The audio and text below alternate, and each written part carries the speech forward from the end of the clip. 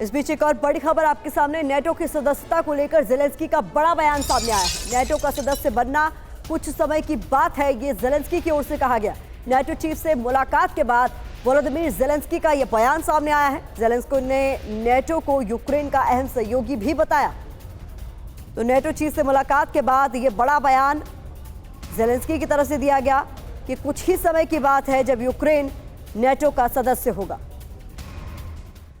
अगली बड़ी खबर आपके सामने। नेटो चीफ जेन्स स्टोल्टनबर्ग अचानक कीव के दौरे पर पहुंचे। कीव दौरे में स्टोल्टनबर्ग की ज़ेलेंस्की से मुलाकात हुई।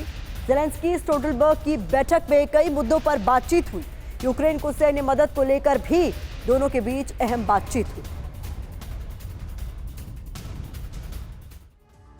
ब्रेकिंग न्यूज एक और आपके सामने। ज़ेलेंस्की से मुलाकात पे नेटो चीफ का अहम बयान भी सामने आया है। कब्जे वाले इलाके यूक्रेन को यहां पर बढ़त मिली है। अपनी आजादी भविष्य के लिए यूक्रेन की जंग जारी है। रूस को जीत का भरोसा उसका भ्रम है, यह भी नेटो चीफ की तरफ से कहा गया। आइए कुछ इंपॉर्टेंट इंफॉर्मेशन जल्दी से आपके सामने बिग वॉल के जरिए रख देते हैं। इन दोनों के बीच जो मुलाकात हुई है उसमें क्या कुछ निकलकर सामने आया। नेटो चीफ और ज़ेलेंस्की के बीच हुई लंबी बैठक में सैन्य मदद को लेकर अहम बातचीत हुई है। यूक्रेन के मजबूत होने से जंग जल्द खत्म हो सकती है, ये मुलाकात में से निकलकर सामने आया है। और क्या कुछ हुआ है बता देते हैं आपको। यूक्रेन के आत्मसमर्पण का मतलब शांति नहीं होगा, ये भी इस मुलाकात से निकलकर सामने आया है। रूस हथियार डाल सकता है, यूक्रेन के पास विकल्प नहीं है, ये भी इस मुलाकात से निकला। यूक्रेन के लिए $2.5 अरब का हथियार करार मुलाकात में यह भी तय हुआ है। नाटो देशों की यूक्रेन के लिए हथियारों की बड़ी डील। इसके अलावा जब दोनों में मुलाकात हुई तो यूक्रेन की मदद जारी रखने का संकल्प भी एक बार फिर से दोनों की तरफ से दोहराया गया है। नाटो देशों की रक्षा के लिए भी यूक्रेन को मदद जरूरी है, तो ये भी यहाँ इस बैठक के बाद साफ किया गया है। ज़ेलेंस्की ने एयर डिफेंस सिस्टम को लेकर मदद मांगी है। नेटो चीफ से मुलाकात के दौरान ये बातें भी हुई हैं। तो आज से ठीक 8 दिन बाद मॉस्को के रेड स्क्वायर पर बड़ा जलसा होगा, जिसमें सैकड़ों लोग शामिल होंगे।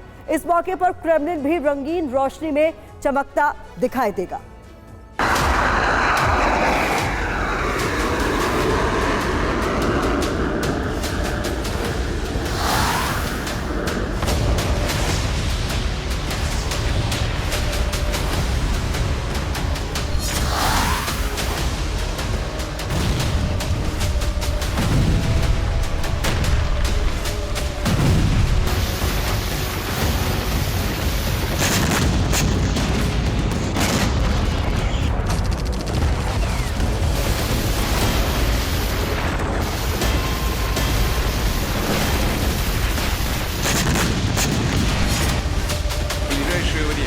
Мы воюем жестко заступит.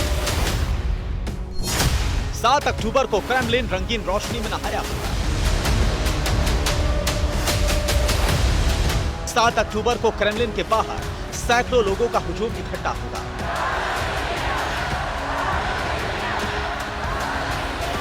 Раз, два, три! Ура! Ура! Ура!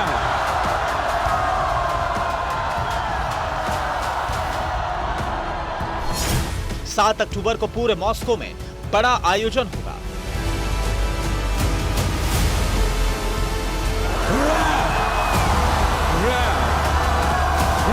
7 अक्टूबर को रूस के कोने कोने में जश्न का माहौल होगा।